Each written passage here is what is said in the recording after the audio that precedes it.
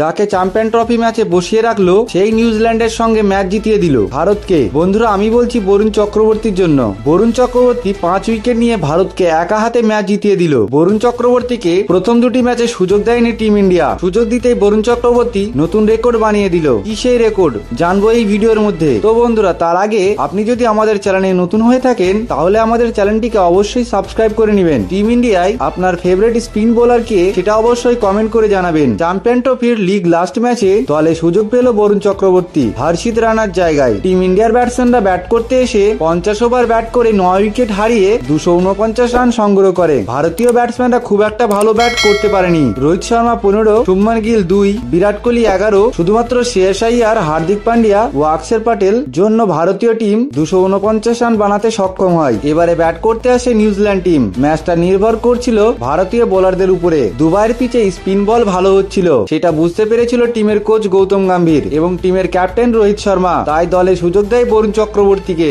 বরুণ চক্রবর্তী এসে দেখিয়ে দিল সে কি করতে পারে। 10 ওভার বল করে 5 উইকেট নিয়ে নিউজিল্যান্ড টিমকে ম্যাচে ফিরতে দেয়নি। বরুণ চক্রবর্তীকে এই ম্যাচে সুযোগ দেওয়ার পর 5 উইকেট নিয়েছে। তাতে মনে হয় না হর্ষিত রানা আর সেমিফাইনালে সুযোগ পাবে ভারতীয় দলে। বরুণ চক্রবর্তী ভারতীয় টিমে যখনই সুযোগ পেয়েছে সে তার বেস্ট দিয়েছে। এবারও সে সেটিকে করে দেখালো। 5 উইকেট নিয়ে রেকর্ড বানিয়ে দিল। মোহাম্মদ শামি ও জাদেজার পর ভারতীয় বোলার যে কিনা আইসিসি ইভেন্টে 5 উইকেট নিয়েছে। তো বন্ধুরা, বরুণ চক্রবর্তীকে সেমিফাইনাল ম্যাচে ভারতের খেলানো উচিত সেটি কমেন্ট করে জানাবেন। আর যদি ভিডিওটা ভালো লেগে থাকে তাহলে অবশ্যই আমাদের চ্যানেলটিকে সাবস্ক্রাইব করে দেবেন।